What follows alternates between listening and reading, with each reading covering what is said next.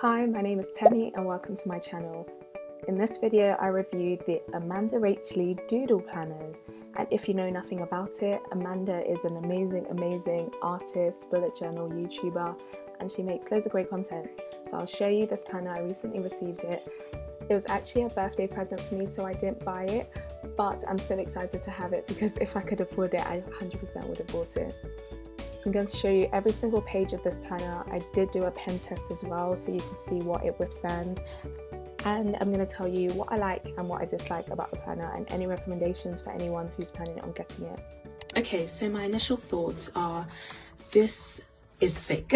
This isn't compared to my Archer and Olive. It's the same size this way, but it's probably about 1.5 times bigger, which is good because if you think about it, I'd probably use 2 Archer and Olives for a year, and this has all 12 months in it. So I have it in this nice grey colour. It wasn't my choice. It was a gift from a friend, and I do love this colour. I think the colours that they come in are very nice, and it has the silver embellishments all over the covers, and each of the themes that you can find in the book. So it has an elastic covering, has a pen loop, and the pen I normally use in my journals is the Staedtler Triplus fine liner, but the pen loop seems a little bit loose, but it doesn't look like it would fall out. So it's good because it can accommodate if you use a bigger pen on the daily. 2 bookmarks and a back pocket. The pages are bright white, which is a fantastic thing, and the dots on the pages are a medium grey, I would say. On the inside, it has instructions on how to use your doodle planner. So it says it's created to be a hybrid between a calendar, a journal, and a colouring book, and I think that's the perfect description. It has the intro page. This planner belongs to me. A reflections and a goals page. So 2019 reflections and 2020 goals. Things to check out. So you can include things like movies to see, TV shows to watch, places to visit. And then it has 3 blank pages before the first theme. So this planner is 160 GSM, which can obviously withstand many materials, but I decided to do a pen test anyway, just to understand how different materials act. All the materials I mentioned are listed in the description box, but I used the typical Tombos and Crayolas, but I also included a Sharpie and Pro markers. Pro markers aren't normally used in bullet journals, but I had some, so I thought, let me see if they will withstand this. I used many layers of watercolour. I tried to make it more watery on the right side just to really see what can go through this planner.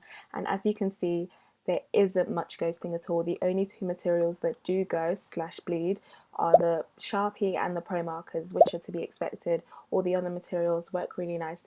I'm going to run through January so you know what comes in each month, because it's actually the same for each month. It's just the theme and the doodles that change. And then I will show you the cover pages for each month so you know what to expect inside before I show you a final flip through of the entire journal while I tell you my thoughts. January is a star, constellation, astronomy kind of theme. Each of the themes have the main cover page on the right hand side and the quote page. This is very common in the bullet journal community. This is actually how I do my spreads as well.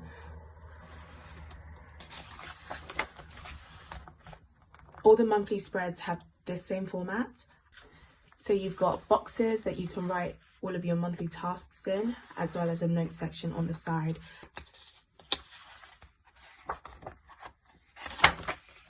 Then you've got a habit and a mood tracker. I track my habits and moods each month, so I think this is fantastic. Each month you've got goal spreads as well as a favourite spread.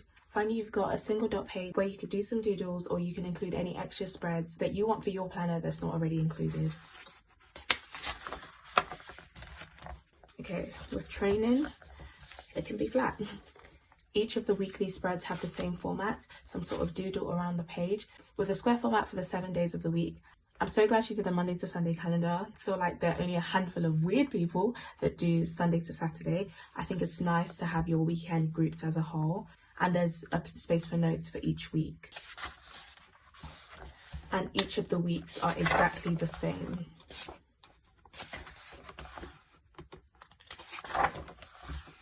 Now I'll show you each of the cover pages before I do a final flip through while I share my thoughts. February is the cherry blossom theme. March is the leaves theme. April is the butterfly theme. May is the sunflower theme. June is the bubble tea theme, which I don't really know what it is, but apparently it's good. July is the lavender theme. August is the fruit theme. September is the cacti theme. October is the crystal theme. November is the hot air balloon theme. And December is the city theme. Now I'm going to show you every single page in the planner while I tell you my overall thoughts of this planner. Some of my likes: I love the fact that it's very professional. She has done a fantastic job to find the balance between a bullet journal and an actual planner. The sketches, the doodles look very professional, clean lines, and if you are someone that likes the idea of a bullet journal but you either don't have the time or you don't have the patience or the talent to be able to draw, this is a great option for you. On that same note, it's very creative. It's open to customization because of the black and white nature of the planner. Two people's planners can look completely different because of how you color it. You can use watercolor, you can use markers, you can use coloring pencils. You can still make it as personal as you want. Another positive is the fact that the themes are quite generic in nature. So I say that to say that January isn't a winter theme, December isn't a Christmas theme. Not everyone everywhere has winter in January, or not everyone celebrates Christmas. So I like the fact that the themes are quite neutral but also quite fitting to each month. But most of all, Amanda chose these themes because they were crowd favorites, they were her favorites. In fact, I've watched a lot of these Plan With Me videos when they came out, so it's exciting to see all these themes in this one planner. Okay, now for disadvantages. I like the versatility of the themes from each month, but each week has the exact same layout. And being someone that bullet journals myself, I enjoy the fact that I can change up the structure each week. It's what excites me to make, the next week's spread. So the fact that it's the exact same layout, I don't love. However, I think this is the perfect layout because it gives the perfect amount of space. Anyone that bullet journals knows that this square format gives the perfect amount of space. It somehow maximizes the space the best.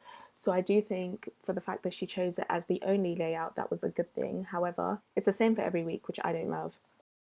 Another thing is you're only given the opportunity for mood and habit trackers, and obviously she chose this because those are trackers she uses. I also use them, but not everyone can get value from them because not everyone tracks their moods or habits. She does include one dotted page per month, which you can use to add other things. I personally don't think that's enough, only because if you aren't interested in tracking mood and habit and you wanted to track a couple of other things, there's not really the space per month to do that.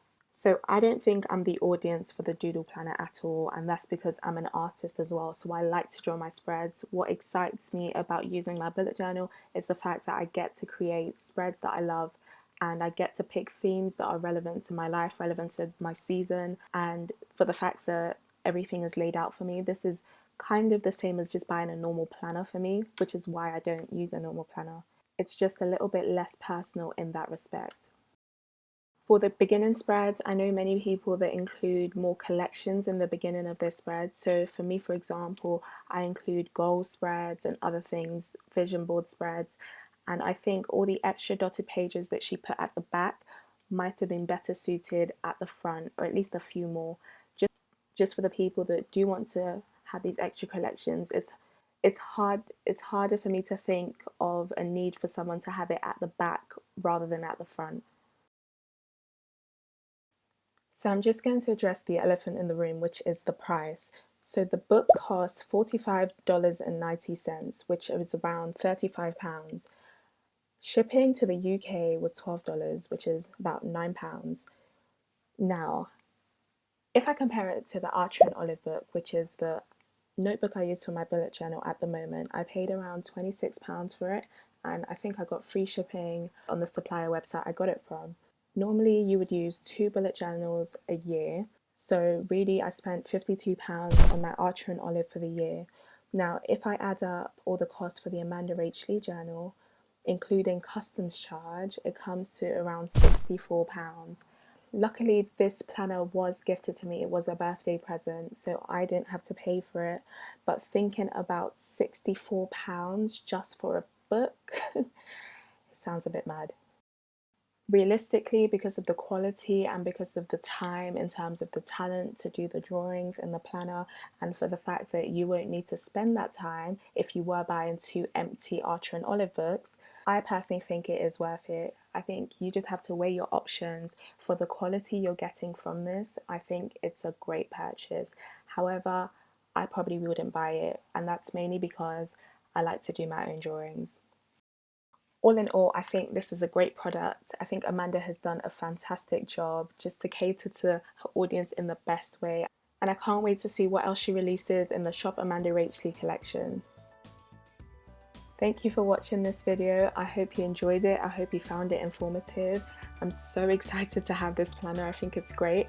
As I said, I bullet journal myself, so I won't be using it as a bullet journal. However, I've been thinking about what ways I could use it. I might use it as an actual journal to write down my thoughts each day. So I haven't decided yet, but I'm so excited to have this in my hand, and honestly, I love it. Thank you so much for watching this video. I hope you enjoyed it, and please like, please subscribe if you like it, and I will see you in my next video. Goodbye.